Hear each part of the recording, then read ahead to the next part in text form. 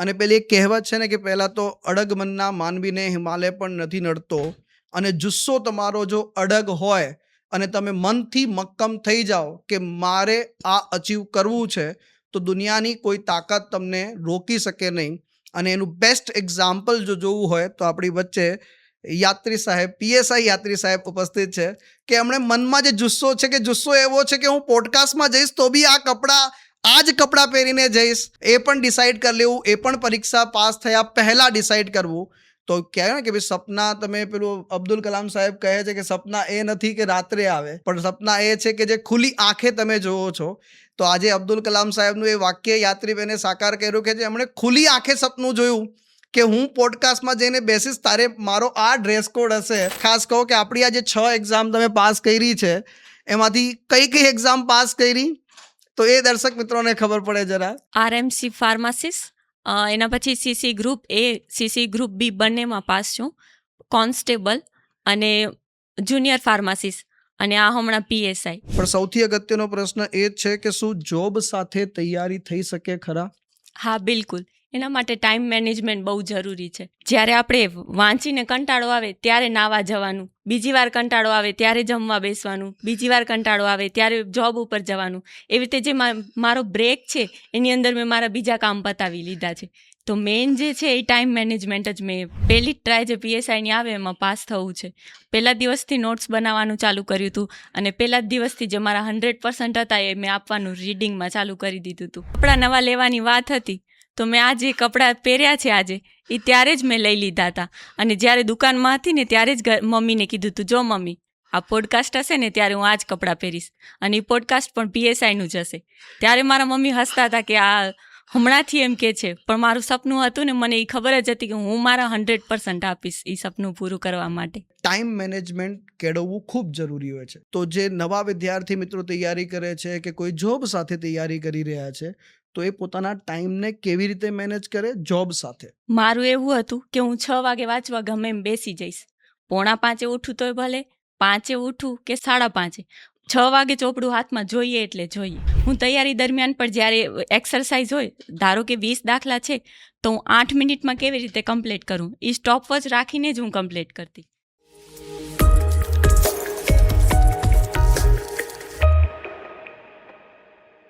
જય હિન્દ વિદ્યાર્થી મિત્રો.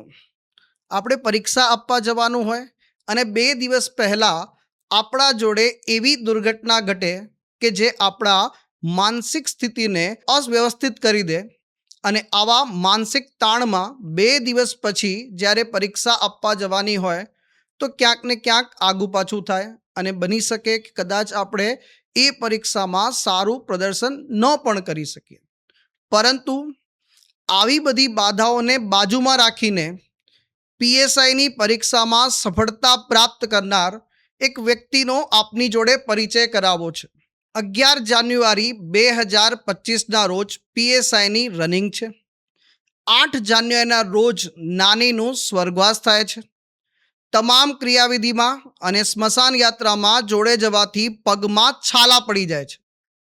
બીજો કોઈ હોય તો હિંમત હારી જાય અને પીએસઆઈની પરીક્ષા પાસ કરવા માટે પહેલું જ પગથિયું એટલે કે રનિંગ પાસ કરવાનું સપનું ક્યાંક ને ક્યાંક દોડાઈ જાય. પરંતુ પહેલી કહેવત છે ને કે અડગ મનના માનવીને હિમાલય પણ નથી નડતો. અને આજે બેનમાંથી સાહેબ બનીને આપણી વચ્ચે ઉપસ્થિત છે પીએસઆઈ સંગાર યાત્રી જગદીશભાઈ. વેબ સંકુલ પરિવાર વતી સૌથી પહેલાં તો પીએસઆઈ યાત્રી સાહેબનું હું અહીંયા સ્વાગત કરું છું અને એમને ખૂબ ખૂબ અભિનંદન પાઠવું છું એમની આ પીએસઆઈની જર્નીની, એટલે સફળ જર્નીમાં. અને આજે આપણે ઘણી બધી ચર્ચા કરીશું એમના જીવનથી, એમની તૈયારીની યાત્રામાં કયા કયા અંતરાયો, કયા કયા સંઘર્ષમાંથી તેઓ પસાર થયા છે, અને જે નેક્સ્ટ પીએસઆઈ અથવા પોલીસ કોન્સ્ટેબલ અથવા અન્ય કોઈ સ્પર્ધાત્મક પરીક્ષાની તૈયારી કરતા વિદ્યાર્થી મિત્રોએ શું ધ્યાન રાખવું જોઈએ, શું શીખવું જોઈએ, એમની સંઘર્ષ ગાથામાંથી આપણે ઘણું બધું જાણીશું જે આવનારા સ્પર્ધાત્મક પરીક્ષાના વિદ્યાર્થી મિત્રોને ખૂબ ખૂબ કામ લાગશે. ફરીથી પીએસઆઈ યાત્રી સાહેબનું હું સ્વાગત કરું છું વેબ સંકુલના પ્લેટફોર્મ પર. Thank you. સૌથી પહેલાં તો શરૂઆત કરું એ પહેલાં પીએસઆઈ બેન નહીં કહું હવે તો, કારણ કે એમની પાછળ સાહેબ લાગી ચૂક્યું છે. તો પીએસઆઈ યાત્રી સાહેબજીને કહીશ કે એમનો નાનકડો પરિચય આપણા દર્શક મિત્રોને આપે, કે એમનું પૂરું નામ, એમનો અભ્યાસ અને નાનકડો પરિચય, ક્યાંથી આવો છો આપ? મારું નામ સંગાર યાત્રી જગદીશભાઈ છે. હું કચ્છના નાનકડા એક ગામ એવા બિદડામાંથી બિલોંગ કરું છું અને મેં મારા B.Pharm ગ્રેજ્યુએશન પણ કચ્છમાંથી જ પૂર્ણ કરેલ છે. ખૂબ સરસ નાનકડો એક પરિચય. અને વિદ્યાર્થી મિત્રો, ઘણા બધા લોકો એક પ્રશ્ન પૂછતા હોય છે, શું જોબ સાથે તૈયારી થઈ શકે? તો એનો જવાબ છે હા. અને આ જર્નીમાં એ પણ તમને જાણવા મળશે કે જોબની સાથે સાથે પણ તૈયારી થઈ શકે છે. પરંતુ પેલું એક છે ને કે ખાખીનો રંગ અને એના રંગનું ચડાવ કંઈક અલગ જ હોય છે. અને એક આપણે સપનું જોવું કે મારા શરીર ઉપર ખાખી હશે, અને એ સપનાને જોયા પછી આપણે ડિસાઈડ કરવું કે આપણે પહેલાંથી ડ્રેસ સીવડાવી દઈએ કે આ ડ્રેસ તો હું પહેરીને રહીશ અને આ જ ડ્રેસ પહેરીશ. તો આવો મક્કમ અને દ્રઢ નિશ્ચય સાથે યાત્રીબેને એમની પરીક્ષાની જર્નીની શરૂઆત કરી. સૌથી પહેલાં તો હું નાનકડી એક ઇન્ફોર્મેશન આમના જોડેથી જાણવા ઈચ્છીશ કે એમણે અભ્યાસ કર્યો છે B.Pharmનો. અને ઘણા બધા દર્શક મિત્રો બી એ જ વિચારતા હશે કે તમે B.Pharmનો અભ્યાસ કર્યો છે, અચાનકથી આ પીએસઆઈ તરફ વળાંક કેવી રીતે આવ્યો? જ્યારે B.Pharmમાં જોઈનિંગ કરી ત્યારે તો એમ જ હતું કે હું ગવર્મેન્ટ જોબ ફાર્માસિસ્ટની લઈશ, પણ પાછળથી જ્યારે 2021ની ભરતી ગઈ ત્યારે મારી એજ પણ નથી અને મારી કોલેજ પણ પૂર્ણ નથી. પણ ત્યારે એમ થયું કે ના, આ પહેરવી તો ખાખી જ પહેરવીને બનવું તો પીએસઆઈ જ બનવું. પછી ત્યારે તો હજી મારી જોબ ગ્રેજ્યુએશન બાકી હતું એટલે એના ઉપર ધ્યાન દીધું, જેટલો સમય મળતો એટલું કરતી. પણ જેવું 2022 પૂર્ણ થયું મારું કોલેજ ગ્રેજ્યુએશન, એટલે પછી મેં પીએસઆઈ તરફ મારી આગળ જર્ની વધારી. ખૂબ સરસ. એટલે કે પેલું કહેવાય ને કે આપણે જર્નીએ તમે B.Pharmથી શરૂ કર્યું, એડમિશન લીધું, ને પછી ધીરે ધીરે ખાખીનો રંગ ચડતો ગયો, ને પછી જે છે સંપૂર્ણપણે ખાખીનો રંગ એવો લાગ્યો કે યાત્રીબેન અત્યાર સુધી ઓલરેડી 6 ગવર્મેન્ટ એક્ઝામ પાસ કરી ચૂક્યા છે. 3 પરીક્ષાઓના માર્ક્સ એવા છે કે જે ખબર છે કે પાસ થવાના છે. તો ડાયરેક્ટ હું કહી શકતો તો 9 એક્ઝામ છે, પણ યાત્રીબેને કીધું ભલે હું શ્યોર હોઉં સર, પણ જ્યાં સુધી ફાઇનલ નામ ન આવે ત્યાં સુધી રાખવાનું. એટલે 6 એક્ઝામ એમણે પાસ કરી છે, 3 એક્ઝામમાં ઓલરેડી પાસ થવાના છે. તો ટોટલ 9 એક્ઝામમાં હું અત્યારે હવે કહી શકું છું કે 6 પાસ કરી છે, 3માં પાસ થવાના છે. પરંતુ એ બધામાંથી એમને એક જ રંગ ગમ્યો, એ છે ખાખીનો રંગ. તો એના વિશે ખાસ કહો કે આપણી આ જે 6 એક્ઝામ તમે પાસ કરી છે એમાંથી કઈ કઈ એક્ઝામ પાસ કરી, તો એ દર્શક મિત્રોને ખબર પડે જરા. RMC ફાર્માસિસ્ટ, એના પછી CC group A, CC group B બંનેમાં પાસ છું. કોન્સ્ટેબલ અને જુનિયર ફાર્માસિસ્ટ, અને આ હમણાં PSI. અને હજી બે જુનિયર ફાર્માસિસ્ટનું રિઝલ્ટ બાકી છે, અને આ વખતે પણ કોન્સ્ટેબલની મેં આપેલી. આ વખતે બી કોન્સ્ટેબલની એક્ઝામ આપી છે, અને આ વખતે બી એમના લગભગ 150+ માર્ક્સ થાય છે. 156+. 156+ માર્ક્સ થાય છે એમના. અને જો કે ચિંતા ન કરતા, આ વખતે DV નહીં કરાવે. હવે તમને બીજાને કોઈ એકના ઘરમાં જે છે જરૂરથી રોશની આવશે. પણ યાત્રીબેન, આપણી તૈયારીની શરૂઆત થઈ, ઘણા બધા વિદ્યાર્થી મિત્રોએ તો જાણી લીધું, પણ સૌથી અગત્યનો પ્રશ્ન એ જ છે કે શું જોબ સાથે તૈયારી થઈ શકે ખરા? હા, બિલકુલ. એના માટે ટાઈમ મેનેજમેન્ટ બહુ જરૂરી છે. જ્યારે આપણે વાંચીને કંટાળો આવે ત્યારે નાવા જવાનું, બીજી વાર કંટાળો આવે ત્યારે જમવા બેસવાનું, બીજી વાર કંટાળો આવે ત્યારે જોબ ઉપર જવાનું. એવી રીતે જે મારો બ્રેક છે એની અંદર મેં મારા બીજા કામ પતાવી લીધા છે. તો મેઇન જે છે એ ટાઈમ મેનેજમેન્ટ જ મેં પકડ્યું છે. ખૂબ સરસ મજાની વાત કહી યાત્રીબેને, અને મને પણ કંઈક નવું જાણવા મળ્યું છે આજે, અને વિદ્યાર્થી મિત્રોને પણ ખરેખર મજા આવશે કે ઘણી વખતે વાંચવા બેઠા હોય ને અચાનક કંટાળો આવે કે હવે શું કરવું. તો શું કરવામાં ઘણા બધા વિદ્યાર્થી મિત્રો આજકાલ સોશિયલ મીડિયા જે છે તો ક્યાંક ઇન્સ્ટાગ્રામ ખોલીને રીલ સ્ક્રોલ કરે છે. એમની જગ્યાએ સરસ મજાની વાત કરી કે વાંચવા બેઠા કંટાળો આવ્યો તો જમવા બેસી જવાનું, વાંચવા બેઠા કંટાળો આવ્યો તો નાવા જતું રહેવાનું. એ કોઈક ને કોઈક બીજી ક્રિયા આપ કહે ને કે ભાઈ જે પણ કાર્યવિધિ છે આપણી એ ઇન બિટવીન કંટાળામાં કરવી જોઈએ, જેથી કરીને માઇન્ડ પણ ડાયવર્ટ થઈ જાય અને ટાઈમને પણ આપણે સારી રીતે યુટિલાઇઝેશન કરી શકીએ. સમયનો સદુપયોગ કેવી રીતે કરવો ને એ બેસ્ટ એક્ઝામ્પલ યાત્રી સાહેબે આપણને આપ્યું છે. અને જર્નીની શરૂઆત આ જોબ સાથે થઈ શકે છે. તો શું જોબ કરતા હતા આપ? ફાર્માસિસ્ટની જ મેડિકલ સ્ટોર બિદડામાં. ખૂબ સરસ. અને જોબ સાથે સાથે આપણે તૈયારી શરૂ કરી. આફ્ટર ધેન હવે સૌથી પહેલાં તો તૈયારી શરૂ કરી તો બડ સ્વાભાવિક છે કે તૈયારી શરૂ કરીએ તો આપણને એક પ્રોપર માર્ગદર્શનની જરૂર પડતી હોય છે કે તૈયારી કેવી રીતે કરવી, ક્યાંથી કરવી, કેવી રીતે કરવું, શું વાંચવું, શું ન વાંચવું, એના માટે એક માર્ગદર્શનની જરૂર પડતી હોય છે. તો તમે તૈયારીને પ્રોપર વેમાં માર્ગદર્શન સાથે ક્યારે સ્ટાર્ટ કર્યું? 1 માર્ચ 2023ના પીએસઆઈની પહેલી બેચ રાજકોટમાં હતી. ત્યાં મેં સૌથી પહેલી વખત જોઈનિંગ કર્યું. અને જે દિવસે જોઈનિંગ કર્યું એ જ દિવસે નક્કી કરી લીધું હતું કે પહેલી જ ટ્રાય જે પીએસઆઈની આવે એમાં પાસ થવું છે.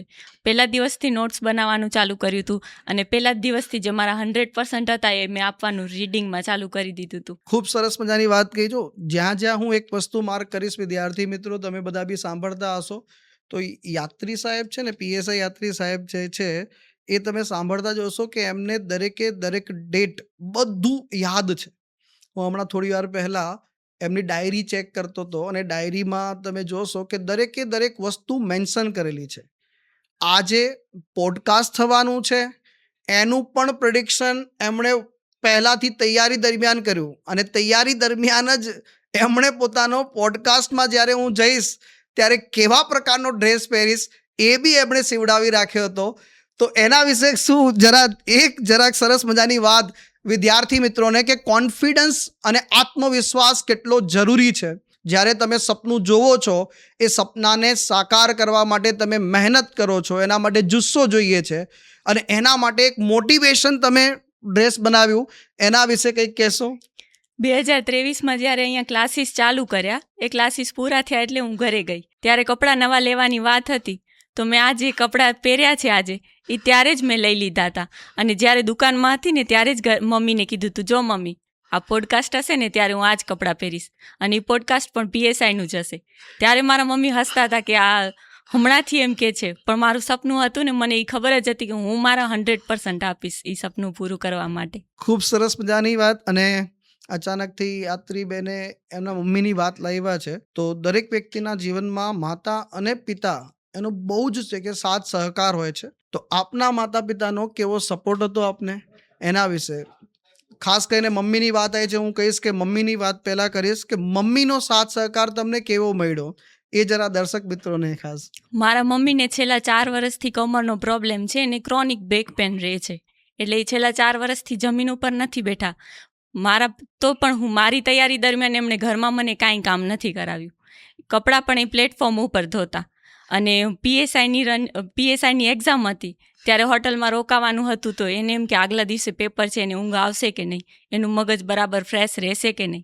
એટલે આખી રાત એણે મારા માથા ઉપર હાથ ફેરવ્યો કે જેથી મને ઊંઘ આવી જાય, મારું મગજ શાંત રહે તો બીજા દિવસે હું સારી રીતે પેપર લખી શકું. હું જોબ ઉપર જાઉં ને ત્યારે વધારાના પાણીની મોટર ચડાવી, મને ડિસ્ટર્બ થાય એવા જે કામ હોય ને ત્યારે કરી લેતા. અને મને ખાલી જોબ અને વાંચવાનું જ સંભાળવાનું, બીજું એક પણ કામ ઘરમાં મારા મમ્મી મને કરવા ન દેતા અને એવું બાનું પણ ન પાડતા કે મને દુખે છે હું નહીં કરી શકું. સરસ મજાનું. અને પેલી કહેવત છે ને કે માં તે માં અને માની બરાબરી કોઈ ન કરી શકે. માં શક્તિ સ્વરૂપા હોય છે અને એ સરસ મજાનું એક્ઝામ્પલ છે. હવે આપણે વાત કરીશું યાત્રીબેનના પિતાશ્રીનું. એમના પિતાનું એક સપનું હતું, હમણાં વાત કરતા હતા, એ ચર્ચા દરમિયાન મને પણ જાણવા મળ્યું, પણ આજે એમના પિતાશ્રી એમની વચ્ચે ઉપસ્થિત નથી, એમનું સ્વર્ગવાસ થઈ ગયેલ છે. તો પિતાનું શું સપનું હતું? પિતાશ્રીએ શું સપનું રાખ્યું હતું આપની જોડેથી? અમે 2 બહેનો જ છીએ એટલે પપ્પાને એમ હતું, અમને પહેલેથી છોકરાની જેમ જ એમણે તૈયાર કર્યું છે. ગમે ત્યાં જવાનું, તે બધું પોતાની રીતે સંભાળવાનું, એવું નહીં કે કોઈના ઉપર ડિપેન્ડ રહેવાનું. એટલે એમનું સપનું હતું કે મારી બંને દીકરીઓ ઇન્ડિપેન્ડન્ટ બની રહે. તો પહેલેથી હજી હું ફાર્મસી પૂરું જ થયું ત્યારે જ મારા પપ્પા કહેતા હતા, તું જોબ તું કરજે, એટીએમ કાકુભાઈ તું મને આપી દે છે. મારા પપ્પા મને પહેલેથી ભાઈ કહીને જ બોલાવતા. તો એમનું એ સપનું હતું કે એટીએમ તું મને આપી દેજે, પણ એ એક સપનું મારું પૂરું ન થયું. ભગવાને કંઈક સારું વિચાર્યું હશે કે પેલું કહે ને ઉપર બેઠા બેઠા સ્વર્ગમાં બેઠા બેઠા બી જોતા હશે ને એમને એક વાતનો જે છે સુખ હશે કે હું મારી દીકરીને જે દીકરો ભાઈ કહીને બોલાવતો હતો આજે એ સપનું પીએસઆઈ બનીને સાકાર કર્યું છે. કદાચ બીજી કોઈ જોબ હોત તો એમાં તમને પાછળ ભાઈ ન લાગત, પણ પીએસઆઈની જોબ એવી છે કે બેનને બી ઘણી વખતે યાત્રી સાહેબ, જેમ હું કહું છું હંમેશા કે જેમ પણ પીએસઆઈ જેટલા પણ છે, જેટલી દીકરીઓ બનતી હોય છે, જે જૂના પણ છે, આજે બી મને મળતા હોય છે, તો હું હંમેશા એમ જ કહેતો હોઉં છું કે તમે મારા માટે સાહેબ જ છો. આ એક જ પોસ્ટ એવી છે કે જેની પાછળ સાહેબ લાગે છે, એટલે કે આપણે સાહેબ લગાવીએ છીએ. તો આજે તમારા પપ્પાનું એ પણ સપનું સારી રીતે પૂર્ણ થયું કે જે મારો ભાઈ લગાવતા તમારી પાછળ, તમને જે દીકરાની જે મોટા કર્યા અને આજે તમે સપનું સાકાર કર્યું છે, એ ભલે તમારી વચ્ચે ઉપસ્થિત નથી, પરંતુ તમે પોતાની સફળતાથી સમાજમાં એમના નામને રોશન કર્યું છે. એ જ સૌથી મોટી સિદ્ધિ એમના માટે પણ છે. ઘણી ઇમોશનલ વાતો થઈ ગઈ. ક્યાંક ને ક્યાંક ઇમોશનલ માતા અને પિતાની વાત આવે અને આપણી વચ્ચે ન હોય તો ક્યાંક ને ક્યાંક આપણે ઇમોશનલ થઈ જઈએ. એનાથી થોડાક બહાર આવીએ અને નાનકડી વાત એ છે કે તૈયારી દરમિયાન આપણે ઘણું વાંચ કરતા હોય છે, ફ્રસ્ટ્રેટ થઈ જતા હોય છે.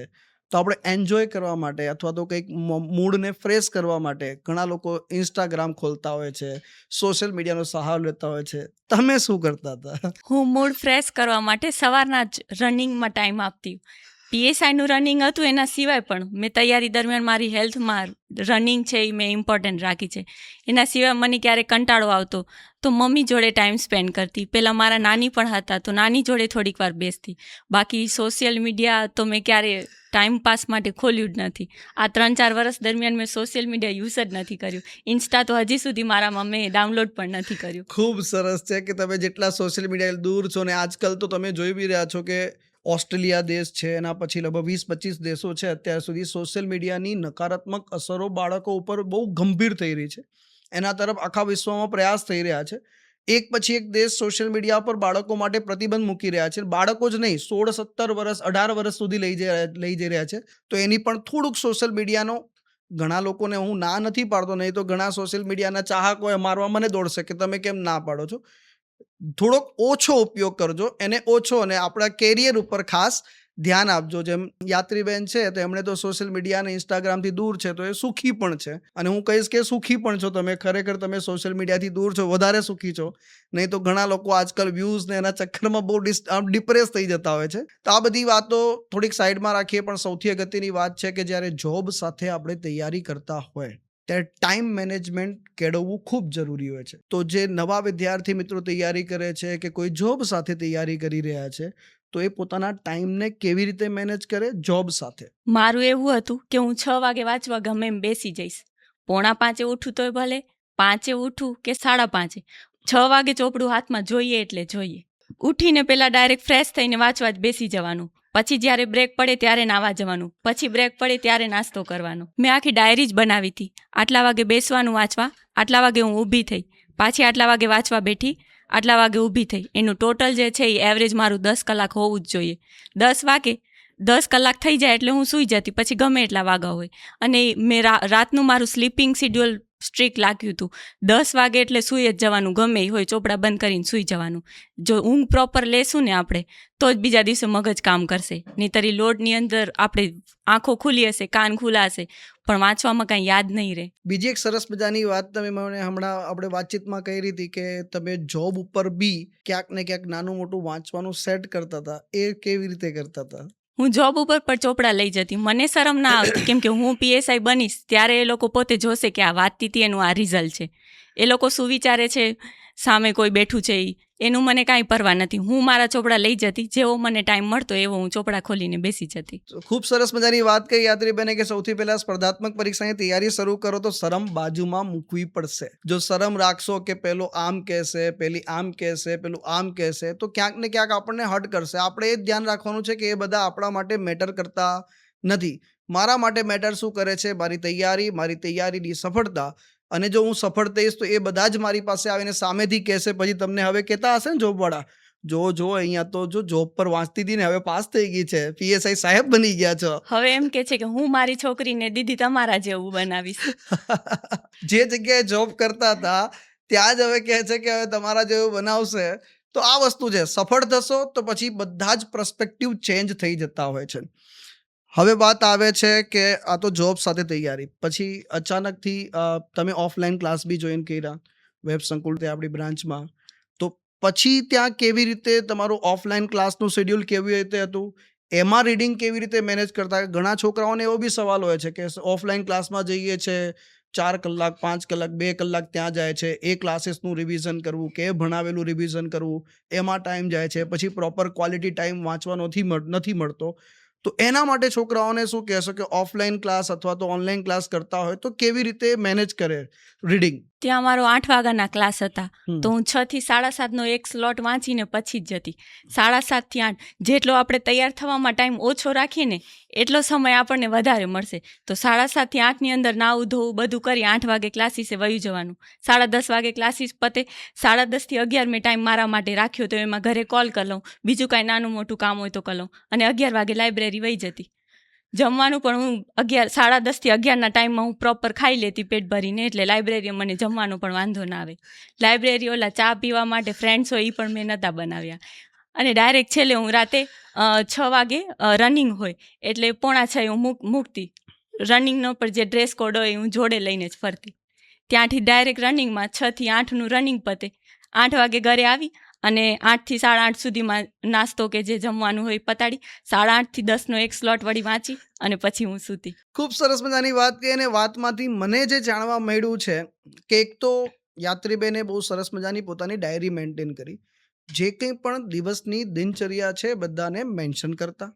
સાથે સાથે એમણે એક સરસ મજાનું, જો તમે એમના શબ્દો ઉપર ફોકસ કર્યું હોય તો એમણે એક વસ્તુ સરસ મજાની કીધી છે કે જ્યાં જ્યાં સમય બરબાદ થઈ રહ્યો છે એ સમયને એમણે સારી રીતે ઉપયોગ કર્યો છે. મલ્ટીટાસ્કિંગનો ઉપયોગ કર્યો એમણે, એટલે કે એ સમયગાળા દરમિયાન અથવા તો બીજા અન્ય આપણે નાના મોટા 10 મિનિટ, 15 મિનિટ, 20 મિનિટ ક્યાંક ને ક્યાંક આપણે બગાડતા હોય છે તૈયારી દરમિયાન. ચા પીવા જતા રહ્યા, ફરવા જતા રહ્યા, સોશિયલ મીડિયાનો ઉપયોગ કરવા જતા રહ્યા. એ જ તમારી દિવસની 1.5-2 કલાક તમે બગાડો છો, એનો એક તો સદુપયોગ કરતા તમે શીખી જાઓ. અને પેલી એક કહેવત છે ને કે પહેલાં તો અડગ મનના માનવીને હિમાલય પણ નથી નડતો, અને જુસ્સો તમારો જો અડગ હોય અને તમે મનથી મક્કમ થઈ જાઓ કે મારે આ અચીવ કરવું છે, તો દુનિયાની કોઈ તાકાત તમને રોકી શકે નહીં. અને એનું બેસ્ટ એક્ઝામ્પલ જો જોવું હોય તો આપણી વચ્ચે યાત્રી સાહેબ, PSI યાત્રી સાહેબ ઉપસ્થિત છે કે એમણે મનમાં જે જુસ્સો છે, કે જુસ્સો એવો છે કે હું પોડકાસ્ટમાં જઈશ તો બી આ જ કપડાં પહેરીને જઈશ, એ પણ ડિસાઇડ કરી લેવું, એ પણ પરીક્ષા પાસ થયા પહેલાં ડિસાઇડ કરવું. તો કહેવાય ને કે ભાઈ સપના, તમે પેલું અબ્દુલ કલામ સાહેબ કહે છે કે સપના એ નથી કે રાત્રે આવે, પણ સપના એ છે કે જે ખુલ્લી આંખે તમે જોવો છો. તો આજે અબ્દુલ કલામ સાહેબનું એ વાક્ય યાત્રીબેને સાકાર કર્યું કે જે એમણે ખુલ્લી આંખે સપનું જોયું કે હું પોડકાસ્ટમાં જઈને બેસીશ, તારે મારો આ ડ્રેસ કોડ હશે, અને ખરેખર ધન્ય છે એ બાબતે. હવે થાય છે કે આ તો વાત થઈ ગઈ, હવે આવે છે કે સિલેબસ વાઇઝ તૈયારી કરવાની હોય આપણે. અચાનકથી સિલેબસ આઈ થિંક તમારા તરફ, તમારામાં ચેન્જ થયો, મેથ્સ રિઝનિંગ આવી ગયું અચાનકથી, પછી બધી આખી સિસ્ટમ ચેન્જ થઈ ગઈ. તો પહેલાં તો વાત કરીશું મેથ્સ રિઝનિંગ માટે. મેથ્સ રિઝનિંગ આપનું કેવું હતું, કેવી રીતે એની તૈયારી કરી, અને છોકરાઓને શું ગાઈડ કરશો કે જે મેથ્સ રિઝનિંગમાં એ શું કરી શકે છે? મારું મેથ્સ રિઝનિંગ પહેલેથી સારું હતું, એટલે મેં એ જોયું કે 100 માર્ક્સનું મેથ્સ રિઝનિંગ પેપરમાં છે બને, તો હું કેવી રીતે એમાં ટાઈમ મેનેજમેન્ટ કરીશ. કેમ કે આ વખતે જે પેપર હતું અમારી ભરતી પાછળની જે એક્ઝામ લેવાની, એમાં બધા છોકરાઓને એ ટાઈમ મેનેજમેન્ટ નડ્યું. આ દાખલા આપણને આવડતો હોય, મેથ્સ રિઝનિંગ એક એવો સબ્જેક્ટ છે કે એ સિલેબસ બહાર હશે જ નહીં, એટલે એની અંદર આપણે મેક્સિમમ કેમ સ્કોર કરીએ એ જોવાનું. હું તૈયારી દરમિયાન પણ જ્યારે એક્સરસાઇઝ હોય, ધારો કે 20 દાખલા છે તો હું 8 મિનિટમાં કેવી રીતે કમ્પ્લીટ કરું, એ સ્ટોપવોચ રાખીને જ હું કમ્પ્લીટ કરતી, જેથી હું ટાઈમ મેનેજમેન્ટ બહુ સારી રીતે કરી શકું. બહુ સરસ મજાની વાત કે ઘણી વખતે પેલું થાય કે છોકરાઓ થાય કે અપન કો મેથ્સ આવડતા હે, ઘણી વખત એક માઇન્ડસેટ હોય પુષ્પાને કંઈ વાંધો આવશે નહીં, અને પછી ઘણી વખતે જેને સારું આવડતું હોય છે ને પરીક્ષામાં પાછી ભૂલ કરીને આવતા હોય છે. તો યાત્રીબેનની આ વાત ઉપરથી આપણે શીખવા જેવું છે કે કોઈ પણ વસ્તુને એકદમ લાઇટ હાર્ટેડ આપણે ન લેવું જોઈએ, કે લાઇટન તરીકે ન લેવું જોઈએ. જો આપણને મેથ્સ રિઝનિંગ સારું આવડે છે તો આપણે એ પ્રયાસ કરીશું કે પોતાને જ ચેલેન્જ કરીએ, એટલે પોતાને જ ચેલેન્જ કરીએ કે હું 10 મિનિટમાં કરી શકું છું, એની જગ્યાએ 8 મિનિટમાં કરી લો સ્ટોપ વોચ સાથે, તો એ પ્રદર્શન વધુ ને વધુ સારું કરી શકાય અને જેટલી ભૂલો થવાના ચાન્સીસ છે એને દૂર કરી શકાય. અને જે વિદ્યાર્થી મિત્રો એવા છે કે જે નવી તૈયારી શરૂ કરતા હશે, મેથ્સ રિઝનિંગ એમનું વીક છે, તો એમના માટે તમે શું સલાહ આપશો કે એમને કેવી રીતે મેથ્સ રિઝનિંગને પાકું કરવું જોઈએ, એના માટે તૈયાર થવું જોઈએ? પહેલા દિવસે કોઈ એક ચેપ્ટર ઉપાડ્યો, 2 એક્સરસાઇઝ કરી, એ 2 એક્સરસાઇઝ એ લોકોને આવડી ગઈ. બીજા દિવસે ત્રીજી એક્સરસાઇઝ ઉપર નહીં જવાનું, પહેલી એક્સરસાઇઝ ઉપર, પહેલી એક્સરસાઇઝનો એક એક્ઝામ્પલ સોલ્વ કરવાનો, બીજી એક્સરસાઇઝનું એક એક્ઝામ્પલ સોલ્વ કરવાનું, પછી ત્રીજી એક્સરસાઇઝ ઉપર જવાનું, જેથી આગળનું કાંઈ ભૂલાય નહીં. નહીંતર 2 ચેપ્ટર કરી લેશું એટલે એમ થશે આ તો કેમ કર્યું હતું, યાદ નથી આવતું. ત્રીજું ચેપ્ટર તમે ચાલુ કરતા હોય ને તો પણ જ્યારે ગણવા બેસો ને ત્યારે પહેલા ચેપ્ટરના પહેલા એક્ઝામ્પલથી ચાલુ કરવાનું. આપણે બધા દાખલા તો રોજ નહીં ગણી શકીએ, પણ બધી એક્સરસાઇઝ બધી ટાઈપના એક દાખલો ગણતું જવાનું, જેથી ભૂલાય નહીં. ખૂબ સરસ. તો આ વાતનું ખાસ ધ્યાન રાખજો, જે નવા છે, જે બિલકુલ નવી તૈયારી કરી રહ્યા છો, મેથ્સ રીઝનિંગ કાચું છે તો શરૂઆતથી શીખી રહ્યા છો, તો શીખતી વખતે આ વાતનું ખાસ પાલન કરજો. તમારું મેથ્સ જેટલું તમને આવડે છે અથવા આવડતું હશે તો પણ વધારે મજબૂત તમારું થઈ જશે. મેથ્સ રીઝનિંગની વાત છોડીએ, હવે આવે છે જીએસ. જીએસમાં તો ઘણા બધા વિષય છે. જીએસ મોટો દરિયો છે જેમાં કાંઈ ખૂટે એમ નથી. જીએસની તૈયારી તમે કેવી રીતે કરી? Day 1 થી ક્લાસીસે ગઈ વેબ સંકુલમાં, ત્યારથી મેં બુક બનાવવાની ચાલુ કરી હતી. સર જેટલું કરાવે એટલું કરવાનું, એ ન કરાવે એ નહીં કરવાનું. એક ચોપડી મેં હજી સુધી નથી ખોલી, એક પણ નહીં. જેટલું એ લોકો ક્લાસ નોટમાં જે લખાવતા, બોર્ડ વર્ક કરતા, બસ એટલું જ. અને એમાંથી પૂછાય જ છે તો વધારે શું કામ વાંચવું.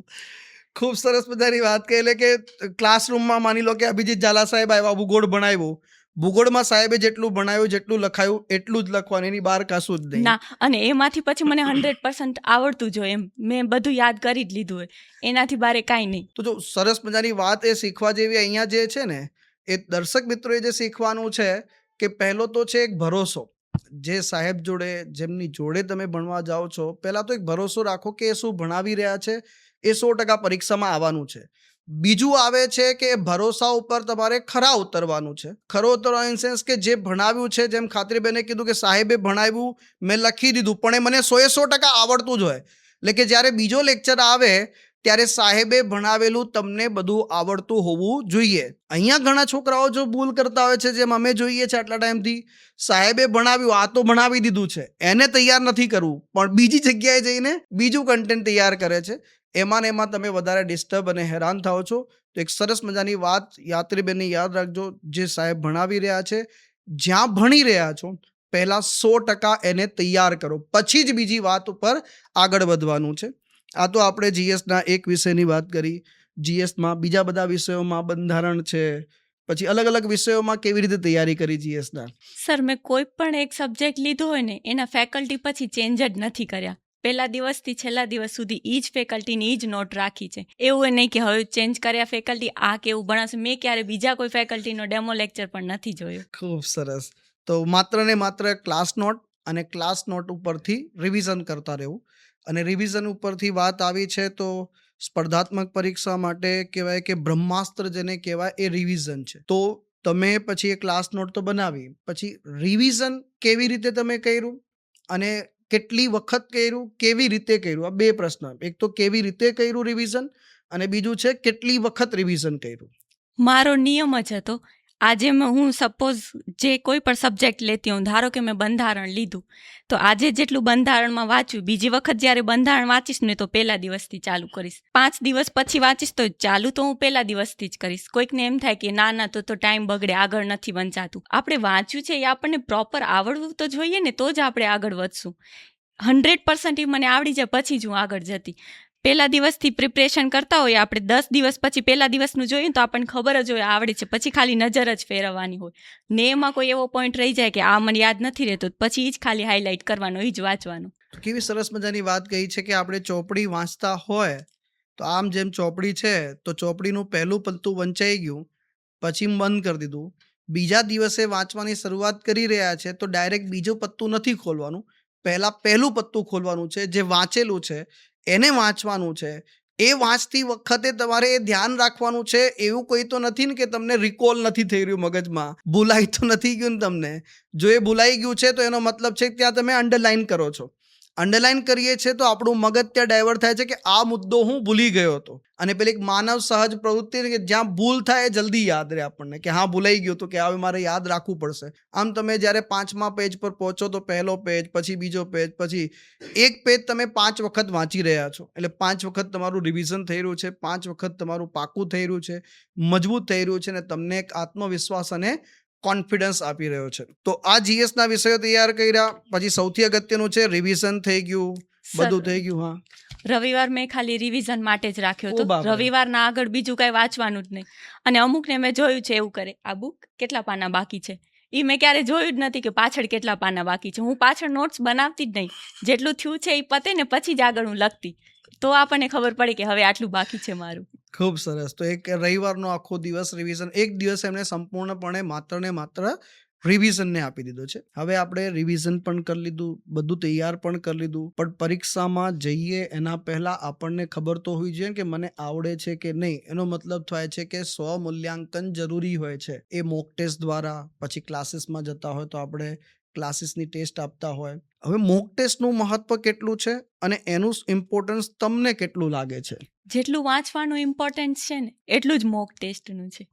હું વેબ સંકુલમાં જ્યારે ક્લાસીસ કરતી ત્યારે પણ ડે 1 થી એક્ઝામો લેવાતી હોય, ડેલી ટેસ્ટ, એમાં પણ હું એ જોતી કે મારો હાઈએસ્ટ સ્કોર કેવી રીતે થાય છે. કોઈ પણ બાનું નહીં કે આજે 995 એવું નહીં, પહેલેથી જ. અને પાછળ પણ જ્યારે અમારો સિલેબસ કવર થયો એટલે મેં મેક્સિમમ જેટલી મારાથી અપાય એટલી મોક ટેસ્ટો આપી હતી, કેમ કે ટાઈમ મેનેજમેન્ટ તો જ આપણને ખબર પડશે. અને એમાં એવું નહીં કે મોક ટેસ્ટમાં આટલા માર્ક્સ આવ્યા હવે હું ડિપ્રેસ થઈ જઈશ. મોક ટેસ્ટ આપણું ખાલી ટાઈમ મેનેજમેન્ટ અને મેં વાંચ્યું એમાંથી કેટલું પૂછાણું અને મને કેટલું યાદ રહ્યું, મેન તો કેટલું યાદ રહ્યું, મેં કેવું પરફોર્મ કર્યું, એ મેન એમાં મોક ટેસ્ટમાં જોવા જેવું હોય છે. ખૂબ સરસ મજાની વાત છે કે મોક ટેસ્ટ એ તમારું સ્વમૂલ્યાંકન છે. હવે સ્વમૂલ્યાંકનના બી અલગ અલગ રસ્તા હોય છે. એક મૂલ્યાંકન હોય છે સ્વમૂલ્યાંકન, એટલે સૌથી પહેલાં તો ઘણા વિદ્યાર્થી મિત્રો શું કરે, મોક ટેસ્ટ આપે ને તો પેલું પેપરનું મૂલ્યાંકન કરતા હોય છે. પણ હકીકતમાં મોક ટેસ્ટનો મતલબ અમે લખીએ છીએ સ્વમૂલ્યાંકન. તમે પોતે પોતાને આઈડેન્ટિફાઈ કરો કે તમે જે વાંચ્યું એમાંથી કેટલા પ્રશ્નો હતા અને તમે વાંચેલામાંથી કેટલા પ્રશ્ન સાચા કર્યા, વાંચેલામાંથી કેટલા પ્રશ્નો ખોટા કર્યા છે. સૌથી પહેલાં તો એ આઈડેન્ટિફાઈ કરવાનું છે. આજકાલ હું જોઉં છું જનરેશનમાં પેપર આપીને આવે ને મોક ટેસ્ટ, એટલે મોક ટેસ્ટનો પ્રશ્ન આમ હતો, તેમ હતો. એનું તારું કામ છે જ નહીં. સ્ટુડન્ટનું એ કામ છે જ નહીં કે પ્રશ્ન કેવો હતો, શું હતો. તમારું કામ એ હોય છે કે તમારે એ આઈડેન્ટિફાઈ કરવાનું છે કેટલું વાંચ્યું છે અને વાંચેલામાંથી કેટલું આવ્યું છે, અને જો વાંચેલું છે અને આવ્યું છે તો સાચું પડ્યું છે કે નહીં. તો એવું ક્યારે બન્યું તમારી સાથે મોક ટેસ્ટમાં કે વાંચ્યું હોય પણ છતાં ખોટું પડ્યો હોય? સ્ટાર્ટિંગમાં થતું, પણ પછી ખબર પડી કે ના, હજી એક્યુરસી વધારવાની છે, હજી રિવિઝનની વધારે જરૂર છે. અને બીજું કે મોક ટેસ્ટની અંદર ક્યારેક આપણને આવો પ્રશ્ન આવશે, પણ ક્યારેક ક્યારેક પેપરમાં આવો પ્રશ્ન આવી જતો હોય છે. ક્યારેક મોક ટેસ્ટમાં અલગ અલગ હોય, ક્યારેક બહુ હાર્ડ હોય, ક્યારેક ઇઝી હોય, ક્યારેક મોડરેટ હોય. તો પણ આપણે એ મેન્ટલી પ્રિપેર રહેવાનું કે આપણી જે મેઇન એક્ઝામ હશે એ પણ સાવ ઇઝી પણ હોઈ શકે, બહુ હાર્ડ પણ હોઈ શકે. ખૂબ સરસ. એટલે પ્રી ડિટરમાઇન્ડ બનવાનો બહુ સરસ મજાની વાત કહી છે કે આવો પ્રશ્ન આવશે. કદાચ એમણે મોક ટેસ્ટ આપ્યા પછી ક્યાંક કદાચ કોઈ કે આવો પ્રશ્ન બી કહી રહ્યા છે. અમને બી ઘણા લોકો કરતા હોય છે, આવો પ્રશ્ન તો આવે જ નહીં. અમને બી કહેતા હોય છે ઘણી વખત કે આવો તો પ્રશ્ન આવે જ નહીં. પછી એક વખત હું ઝાલા સાહેબ બંને બી હતા અને ભણાવતા હતા, અને એક છોકરો આવ્યો કે આવો પ્રશ્ન આવે જ નહીં, પાછો એ જ પ્રશ્ન પરીક્ષામાં પૂછાયો. એટલે એ જ વસ્તુ છે કે ઓલ એન્ડ સોલ છે કે તમારે કેવો પ્રશ્ન આવશે, કેવો નહીં આવે એના ઉપર ફોકસ નથી કરવાનું. તમારે તમારી તૈયારી ઉપર ફોકસ કરવાનું છે. પેલું કહેવાય ને કે તમને કહેવાય કે યુદ્ધ લડવા માટે મોકલ્યા હોય બંદૂક લઈને, તો તમારે તમારી બંદૂક જોવાની છે કે તમારી બંદૂકમાં ગોળી છે કે નહીં. દુશ્મન દેશની બંદૂકમાં ગોળી હશે કે નહીં એ ચેક કરવાનું કામ આપણું નથી. એક સિમિલર કાઇન્ડ ઓફ પરિસ્થિતિ છે. સર, કેટલી વખત ઓલું ટેસ્ટ આપતા હોઈએ ત્યારે સિરીઝ બદલી જાય, પેલાનો જવાબ બીજામાં, બીજાનો જવાબ. તો મોક ટેસ્ટ આપશું તો એ એક ધ્યાન રાખવામાં વધારે ફરક પડશે. એ આપણા 4 થી 5 માર્ક્સ જે છે એ મળી જશે. એટલા માટે અમે કહેતા હોય છે કે જે સબકોન્શિયસ માઇન્ડને જાગૃત કરવાની જો કોઈ એક્સરસાઇઝ હોય ને તો એ મોક ટેસ્ટ છે. ઘણી વખતે કેવું થાય કે સામે લખેલું હોય 79, પણ આપણે એક્ઝામિનેશનના એટલા પ્રેશરમાં 97 વંચાય આપણને. ભલે દેખાય 79 દેખાતું બી હોય, પણ વંચાય 97. તો એ શું થાય કે એ ઘણી વખતે એક્ઝામિનેશન હોલના પ્રેશરના કારણે થતું હોય છે ને. એટલા માટે કહેતા હોય સબકોન્શિયસ માઇન્ડને જાગૃત કરવાની એક્સરસાઇઝ છે મોક ટેસ્ટ. તો હવે આ બધું તો ઠીક છે. બધાની નોટ્સ તમે કેવી રીતે નોટ્સ બનાવી, તો એ નોટ્સમાં ઘણી વખત થાય છે કે આપણે નોટ્સ બનાવી દીધી, પછી એવું થાય કે આ નોટ્સમાં આપણે બીજું બધું એક્સ્ટ્રા બહુ એડ થઈ જાય. ઘણા છોકરાઓ નોટ્સ બનાવતા હોય છે, પછી એ નોટ્સ એવી થઈ જતી હોય, ક્લમ્ઝી નોટ બની જાય કે એની આજુબાજુ બીજું ઘણું બધું એ લોકો કોતરી નાખતા હોય છે. તો પછી શું લખ્યું હતું એ જ ભૂલાઈ જાય છે. તો તમે નોટ્સને કેટલી સિમ્પલ રાખી અને કેટલી સરળ રાખી? હું નોટ્સમાં જમણી બાજુના પેજ હોય ને ત્યાં જ લખતી, ડાબી બાજુનો કોરું રાખતી કે પાછળથી કાંઈ એડ કરવું હોય અથવા સમજવું હોય, આપણે સમજતા હોઈએ ત્યારે કાંઈક લખવું હોય એ ડાબા પેજ ઉપર. પછી જ્યારે એક્ઝામ આવે ને વાંચવાનું હોય ત્યારે ખાલી આ જમણું પેજ જ વાંચવાનું. ડાબું પેજ હું હંમેશા કોરું જ રાખતી. એક્સપ્લેનેશન વાળું, ખૂબ સરસ. અને હું પાછળથી કાંઈ એડ કરવાની ટ્રાય જ ન કરતી. સરે જેટલું કરાયું એટલું બસ છે, એમાંથી જ પેપર આવવાનું છે. એક છે ભરોસો અને વિશ્વાસથી આપણે આગળ વધવાનું છે. એક ભરોસો એમના પિતાશ્રીએ જોયો હતો. એમના પિતાશ્રીએ એક સપનું જોયું હતું કે મારી 2 દીકરી છે, દીકરી નથી પણ મારા 2 દીકરા છે, અને દીકરામાંથી એમને બી કાકુભાઈ કહીને બોલાવતા હતા. હા, એમનું ઉપનામ મને બી મળી ગયું છે. તો કાકુભાઈ કહે એને સપનું સાકાર કર્યું છે. કોઈ પણ સપનાને સાકાર કરવા માટે મહેનત લાગે છે, અને મહેનતનો હું કહેતો હોઉં છું કે કોઈ સ્માર્ટ રસ્તો નથી. હાર્ડ વર્ક તો તમારે કરવું પડશે. સ્માર્ટ વર્ક સુધી પહોંચવા માટે બી હાર્ડ વર્ક કરવું પડતું હોય છે. તો યાત્રીબેન, એક બીજો બી છે કે ઘણા આજકાલ એક ચાલતું હોય છે કે હાર્ડ વર્ક ન કરાય, સ્માર્ટ વર્ક જ કરાય. એના વચ્ચેનો કોઈ અંતર છોકરાઓને આપ જણાવી શકો? ઓમ જોવા જઈએ તો હાર્ડ વર્ક ને સ્માર્ટ વર્ક મને તો બંને એકબીજામાં મર્જ થઈ ગયા હોય એવું લાગે છે. હું વાંચતી પહેલું પેજ, 5મા પેજે આવું તો પહેલા પેજથી ચાલુ કરતી, 10મા પેજે આવું તોય વાંચવાનું તો હું પહેલા પેજથી જ ચાલુ કરતી. તો કોઈકને એમ થાય કે આ હાર્ડ વર્ક છે, પણ જે તે સમયે મેં હાર્ડ વર્ક કર્યું, પણ અમુક સમય પછી મને સ્માર્ટ વર્ક લાગ્યું, કેમ કે હું એ વાંચી લેતી પછી મને બરોબર યાદ રહી જતું. પછી મને હું જ્યારે એક્ઝામથી આગળ આપણે અઠવાડિયું પહેલાં જ્યારે રિવિઝન કરતા હોઈએ ત્યારે હું મારું એક દિવસની અંદર એ આખું રિવિઝન આખી બુકનું થઈ જતું. એમ થાય કે આ તો મને આવડે જ છે એમ. તો ખૂબ સરસ મજાની પરિભાષા યાત્રીબેને સ્માર્ટ વર્ક્સની આપી છે આની અંતર્ગત. મારા મતે સ્માર્ટ વર્ક હું એને કહું કે જેટલું ટીચરે કરાવ્યું એટલું મેં કર્યું, એ મારું સ્માર્ટ વર્ક. હવે આ બધી વાતો તો તૈયારીની ને આની થઈ ગઈ, પણ સૌથી પહેલાં તમારા જર્ની માટે એમ કહેવું હોય કે તમારી જર્ની માટેના કોઈ 1-2 નામ કે જે સંપૂર્ણપણે તમે કહી શકો કે તમારી જર્નીને હંમેશા મોટિવેટેડ રાખ્યું? સૌથી પહેલાં મારા મમ્મી અને પપ્પા. મારા પપ્પાનું આંતરડાનું ઓપરેશન હતું, નાનું મોટું બંને આંતરડું ખરાબ હતું એમનું. હું ત્યારે રાજકોટ હતી, મને કીધેલું નહીં. અને પછી મને જ્યારે બહારથી ખબર પડી, મારી બેને કીધું કે આવી રીતે છે, તો મારા પપ્પાએ મને કીધું હું તો બરોબર છું, તું તારું વાંચવાનું ન બગાડ. ત્યારે એમ થયું કે એ આટલી બીમાર છે તો એમ થાય છે એમને કે ના, આનું વાંચવાનું ન બગડવું જોઈએ. તો એમણે મને બધી રીતે એમ સપોર્ટ કર્યો હતો. મારા પપ્પાએ પણ, મારા મમ્મીએ પણ મને ખૂબ સપોર્ટ કર્યો. બીજા અભિજીત સર, કારણ કે એમણે મને, હું જ્યાં જ્યાં ડિમોટિવેટ થઈ છું ત્યાં ત્યાં એમણે મને હેલ્પ કરી છે મેન્ટલી મને સ્ટ્રોંગ રહેવા માટે. એમણે એક શબ્દ મને રાજકોટ હું તૈયારી દરમિયાન કીધું હતું, વાક્ય એક, કે તમે જેટલી એક્ઝામ આપશો ને એટલી પાસ કરશો. તો એ મેં મારા માઇન્ડમાં બહુ સ્ટ્રોંગલી મેં એને ફિટ કરી રાખ્યું હતું. હું જ્યારે ડિમોટિવેટ થતી ને ત્યારે એ શબ્દ યાદ આવતો કે ભગવાને એમને કેવડાવી મોકલાવ્યું છે કે તમે જે એક્ઝામ આપશો ખરેખર એમાં તમે પાસ બધી થશો. એક્ઝામ પાસ બી કરી જેટલી આવી એટલી. ખૂબ સરસ મજાની વાત કહી છે. છેલ્લે અંતમાં આગળ વધું એ પહેલાં તો ઘણા બધા જે બહેનો ઘરે બેઠા છે, જે દીકરીઓ છે, જે દીકરાઓ બી છે, બધા એ બધાને એમ થતું હશે કે જોબ સાથે તૈયારી થાય કે નહીં. તો પહેલો તો જવાબ તમને મળી ચૂક્યો છે કે જોબ સાથે તૈયારી થઈ શકે છે. બીજો એક સવાલ હંમેશા રહે છે કે જેમ યાત્રીબેન જોડે બન્યું કે એમને દોડની 3 દિવસ પહેલાં, 2 દિવસ પહેલાં એમના નાનીનું સ્વર્ગવાસ થઈ ગયું, અને પછી થોડીક સમસ્યા આવી, પગમાં છાલા પડી ગયા, અને એના પછી બી એમણે રનિંગ પાસ કરી. કારણ કે જો એ રનિંગ પાસ ન કરી હોત તો અત્યારે અહીંયા ન બેઠા હોત, અને આ કપડાં સીવડાયેલા જે છે ખોટા પડી ગયા હોત. પણ આના પહેલાં વિરાટ કોહલી પણ યાદ આવે છે. વિરાટ કોહલીના જીવનમાં બી આવો જ કિસ્સો બન્યો હતો. એમને એ વખતે રણજી મેચ રમતા હતા, એમના પપ્પાજીનું દેહાંત થઈ ગયું, અને દિલ્હીની ટીમને એમને ખત જરૂર હતી, પણ એ રાતો ત્યાં ગયા, પોતાના પપ્પાનું દેહ ક્રિયાક્રમ કરીને પાછા આવી ગયા અને પાછી મેચ રમી. ઘણા લોકોએ એ વખતે એમને એવું કીધું કે ભાઈ આવું તો કરાતું હશે, પપ્પાનું દેહાંત થયું છે તો મેચ રમવા કેમ અહીંયા આવ્યો છે. પણ જો એ મેચ રમવા એ દિવસે વ્યક્તિ ન આવ્યો હોત તો આજે વિરાટ કોહલી ન હોત. અને જીવનની અંતર્ગત પેલું કહેવાય ને કે ભાઈ કંઈક પામવા માટે કંઈક તો તમારે થોડું ભોગવવું તો પડવું પડે છે. જેમ યાત્રીબેને ભોગવ્યું છે કે એમણે થોડા સોશિયલ મીડિયાથી દૂર રહ્યા. આજકાલના જમાનામાં જોઈએ તો જનરલી મોટા ભાગના જેન્જીસ જેમને હું કહું છું એ સોશિયલ મીડિયાથી દૂર રહી શકતા નથી.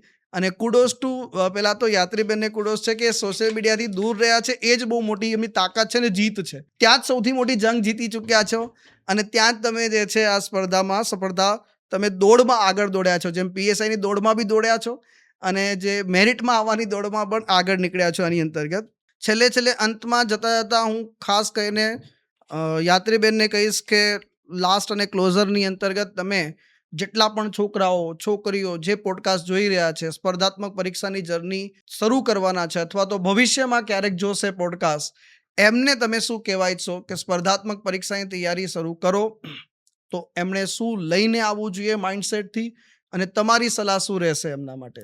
સર કેટલીક વખત જોયું છે લોકોના ગોલ જ નથી હોતા, એમ કે જે મળે નહીં, કોઈ એક કઈ જોબ જોઈએ છે ને એનો ગોલ રાખવો જોઈએ, જેથી અંદરથી આપણને એક પુશ મળે કે મને આ બનવું છે. મેં 6 એક્ઝામ આપી છે, 6માં પાસ છું, પણ હું પીએસઆઈની ડાયરેક્ટ જોઈનિંગ લઈશ. હજી સુધી મેં કે જોઈનિંગ નથી લીધી.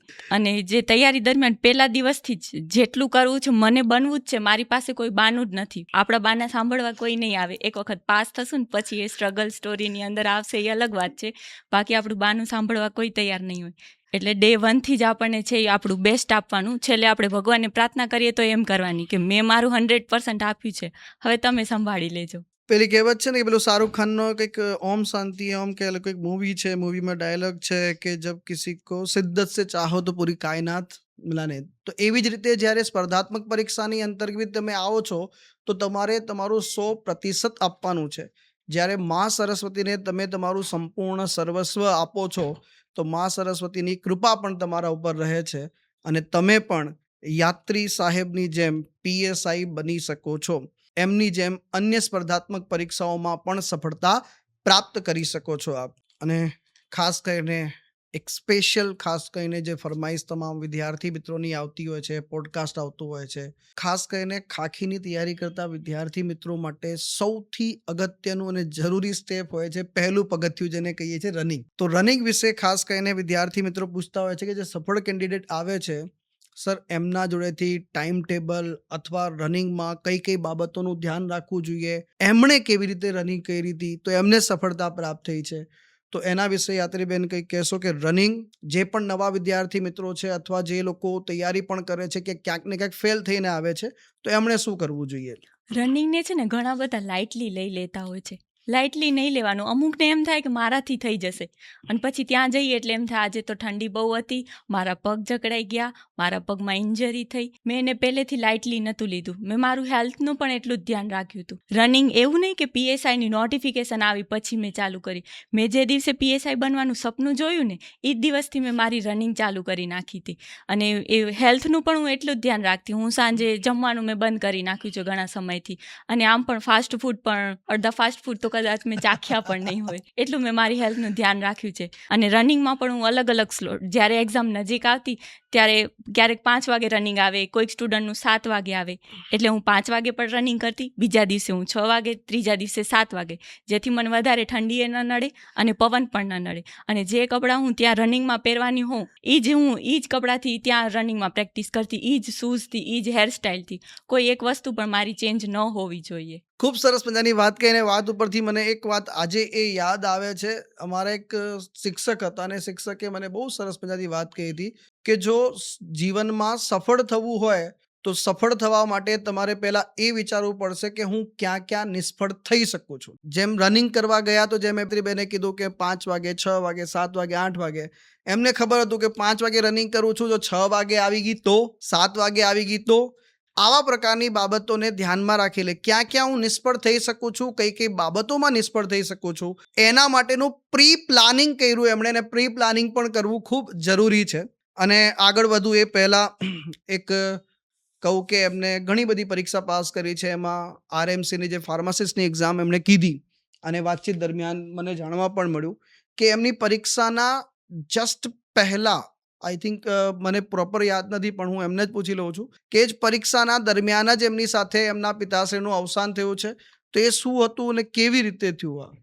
28 તારીખે હું આરએમસીની એક્ઝામ આપવા માટે રાજકોટ આવી. 29 ને 30 તારીખના મારા પપ્પા એક્સપાયર થઈ ગયા.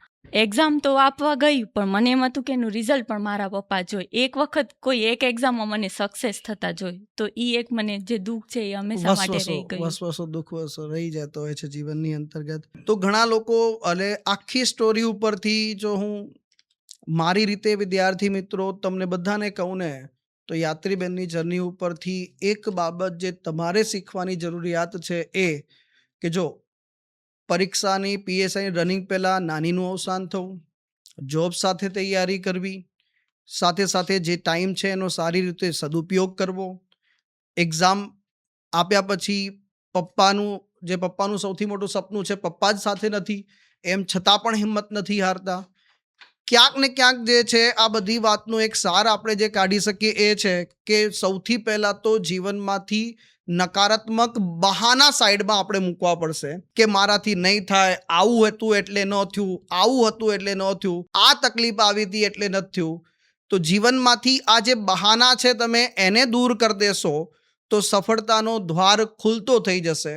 તમારા જોડે રહેલા સમયને, જેમ યાત્રીબેન સરસ મજાની વાત કહે છે કે મારી પાસે જે સમય છે એ સમયનો હું એક સેકન્ડનો સારી રીતે યુટિલાઇઝેશન કરું છું અને એ દરમિયાન આખા દિનચર્યા દરમિયાન જ્યાં મારો સમય વેડફાઈ રહ્યો છે એને હું નહીં વેડફું અને જેટલી ભૂલો મારા જીવનમાં એટલે કે આ દિનચર્યામાં નહીં કરું એટલું મને આવનારા પેપરમાં સફળતા પ્રાપ્ત થશે.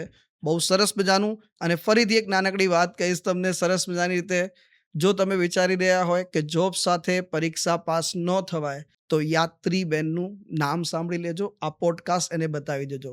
કોઈ તમને એમ કહે કે મારા જીવનમાં આ તકલીફ આવી છે તો મારાથી પરીક્ષામાં નહીં જવાય તો યાત્રીબેનનો પોડકાસ્ટ એમને બતાવી દેજો. કોઈ એમ કહે કે જીવનની અંદર આપણે એકથી વધારે સફળતા પ્રાપ્ત નહીં થાય, સંખ્યા વધારે છે અને કાંઈ નથી થવાનું, તો પણ યાત્રીબેનનો પોડકાસ્ટ એ વિદ્યાર્થી મિત્રને અવશ્યથી બતાવજો. ઇન શોર્ટ, જ્યારે પણ તમારો મિત્ર, તમારો ભાઈ, તમારો બહેન, તમારો છોકરો, તમારી દીકરી જ્યારે પણ કોઈ બહાનું બતાવે અને એમ કહે કે મારાથી નહીં થાય, હું નહીં કરી શકું, ત્યારે તમે યાત્રીબેનનો પોડકાસ્ટ અવશ્યથી બતાવજો. ફરીથી વેબ સંકુલ પરિવાર વતી એમનું ખૂબ અભિનંદન પાઠવું છું. અને અંતિમ 2 શબ્દો હવે યાત્રીબેનના આપણે સાંભળીશું કે દર્શક જેટલા પણ વિદ્યાર્થી મિત્રો છે એમને અંતિમ 2 શબ્દો તમે શું કહેશો?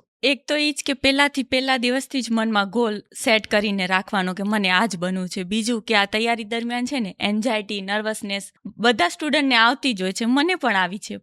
પણ એક પોતાના ભગવાન ઉપર, પોતાના માતા પિતા ઉપર વિશ્વાસ રાખવાનો, પોતાની મહેનત ઉપર વિશ્વાસ રાખવાનો અને નીતિ હંમેશા સાચી રાખવાની. એવું પણ અમુક એવું કરતા હોય કે હવે હું આ બની જઈશ ને પછી અહીંયાથી આટલા રૂપિયા આવશે. મેં એ પણ કોઈ ખરાબ રીતે મેં મારી નીતિ નથી રાખી. સાચું જ રાખ્યું છે કે હું PSI બનીશ તો મને પબ્લિકને સેવા કરવાનો મોકો મળશે. હું PSI બનીશ તો હું કઈ રીતે બધાને મદદરૂપ થઈશ, હું એના સપના જોતી. Thank you so much. અને ફરીથી વન્સ અગેન આ નામ ખાસ યાદ રાખી લેજો. PSI સંઘાર યાત્રી સાહેબ જગદીશભાઈ PSIની પરીક્ષામાં જ્વલંત સફળતા એમણે પ્રાપ્ત કરી છે અને ભવિષ્યમાં એમનું આગળનું બી સપનું છે, હું રિવીલ નહીં કરું, એ આવનારા ભવિષ્યમાં અવશ્યથી ફરીથી મુલાકાત કરીશું ત્યારે ફરીથી તમને યાદ કરાવીશ કે આમનું આ સપનું છે અને સપનું જે છે એ પૂરું કરીને બતાવ્યું છે. જય હિન્દ, જય ભારત.